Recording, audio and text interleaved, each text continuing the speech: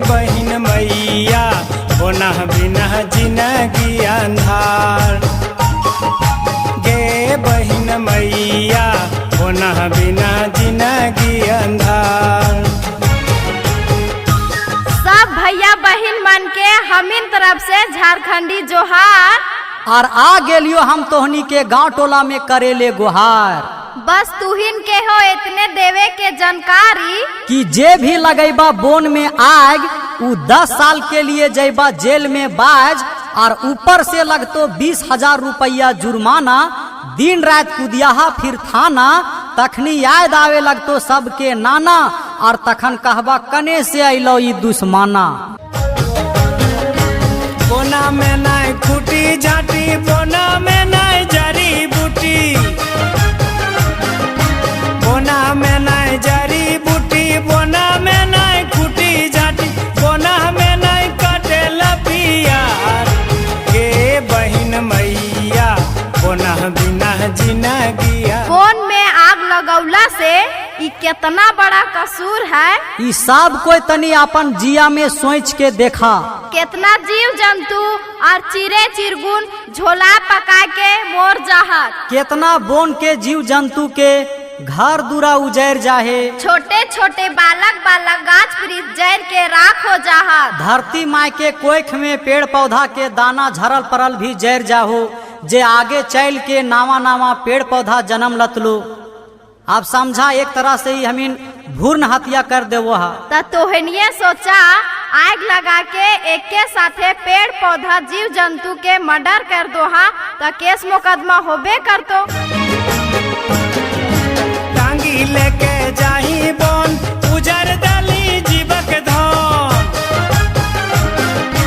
टांगी लेके जाही बोन उजर दली जीवक धन, कराली नहीं तनी को विचार, गे बहिन मैया होना बिना जिंदगी अंधार। एहो भौजी आ तोहनियों से पूछे लागल हियो, तनी बताहा ने धरती माई के सिंगार का लगे। जैसे तोहनी के सिंगार लाल पियर हरियर, साड़ी साया बिलोज, मंगल सूत्र माला और लिपलोज लागो, वैसे हैं धरती माई के सिंगार रकम रकम के गाछ वृक्ष और फूल पतय हकै। त तोहनियों के गोड़ परो हियो, काहे कि धरती माई के जैसन तुहनियों माइये हका, और एक माई के दर्द माइये समझो ही। तय अपन सिंगार के साथे साथे धरतियों माई के सिंगार के बचावे पर तो नहीं ता एक दिना ऐसा नहीं तो कि हमनी के आयल औलाद हवा और पानी के दुखे छटपटाए छटपटाए मोरतत हूँ। हमनी के का हो, अब ता आधा उम्र गेलो, तय आबो पर ने अपन बाल बच्चा के नामे एक दू गाछ वृक्ष लगावा, वहाँ एक दिन बाल बच्चा के सहारा बनतो हो। और वह गाछ चेंगा छुआ के प्राण वायु तत्तो।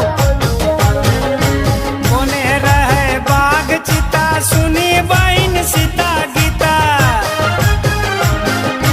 कोने रहे बाग चिता सुनी बहिन सीता गीता, बानर भालू करो हो गोहार, गे बहिन मैया होना बिना जिंदगी अंधार। आज धरती मैया अपन गोदी सुन होवे देख के तुहनिये से कहो हथिन कि सुखल धरती करे पुकार, पेड़ लगाए के करा उपकार। सुखल धरती करे पुकार, पेड़ लगाए के करा उपकार, हरियाली लागो धरती सिंगार, आवा पेड़ लगावा दू चार। बहिन मैया होना बिना जिंदगी अंधार। अगो मैयो धरतियो मैया के गोदिया भरल पुरल रखिया। अगो काका तनी हमरो दन देखै ने, कांधवा पर टांगवा उठाए के कितना निर्दय बन जाही हो। और सुंदर सुंदर गछवन के दू टांगी एने से और दू टांगी ओने से दे के गिराए दोही, माया ना लाग। अरे बेटा पुतो तोर साथ छोड़ देता हो, लेकिन ये गाछ वृक्ष पेड़ पौधा तोर साथ कहियो ना छोड़ता। एकर देवल सूद सूद हवा हरदम तोर सांस बनता, और मोरला पर भी साथे मोरता और साथे जरता।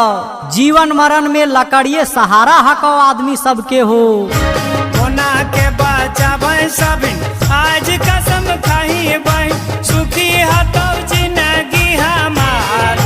गे बहन मैया कोना बिना जिंदगी अंधार। त एक बात और सुनला, जे बिना कहले पूछले पेड़ पौधा काटबा त ओकरो में केस मुकदमा और जेल होतो।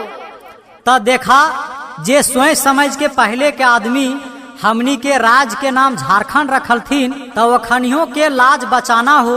और झार मतलब जंगल झार और खंड मतलब गढ़ा ढोढ़ा, ये दू चीज मिल के हमनी के राज के नाम झारखंड रखल गेल हो।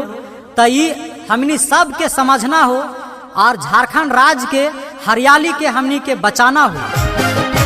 हमार बात सुनी तोरी न मैया बापा सबे बहन सुरेंद्र जे करो हो जोहार।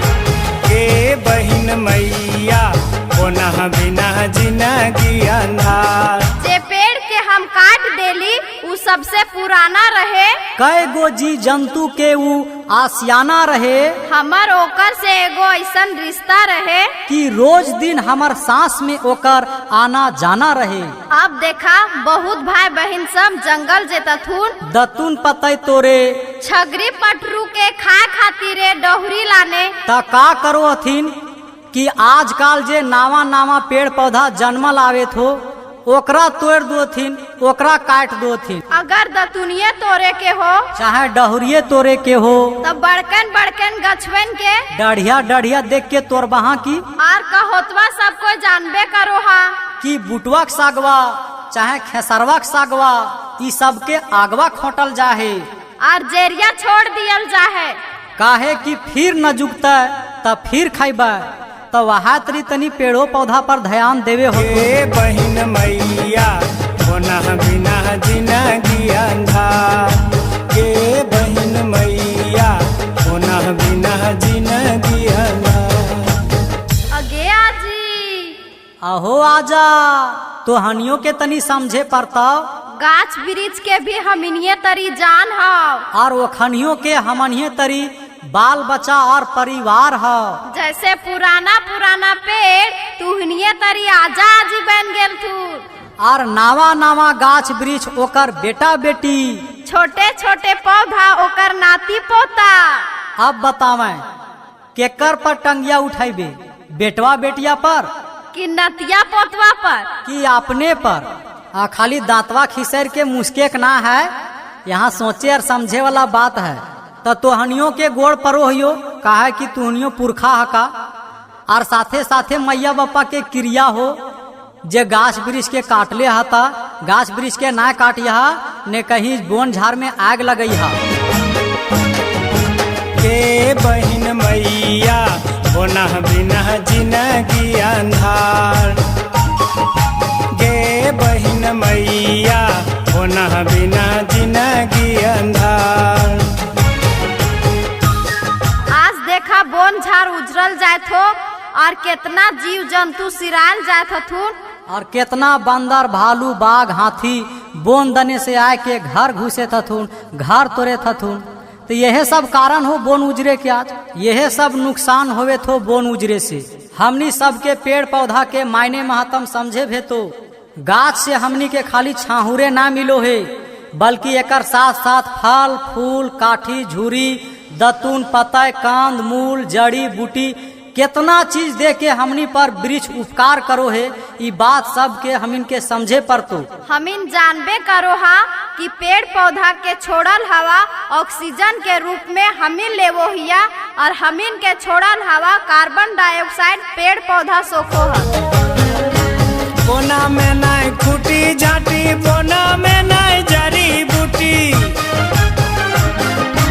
बोना में नाय जड़ी बूटी बोना में नाय खूटी झाटी बोना में नाय कटेल पियार। गे बहन मैया बोना बिना जिंदगी। गाछ वृक्ष के कमी के कारण ही देखा आज नाना रकम के रोग बीमारी आवे थो, समय से पहले बरखा हो जाए थो, समय से पहले गर्मी आ जाए थो, कुआं आहरा नदी तालाब में पानी सूखल जाए थो।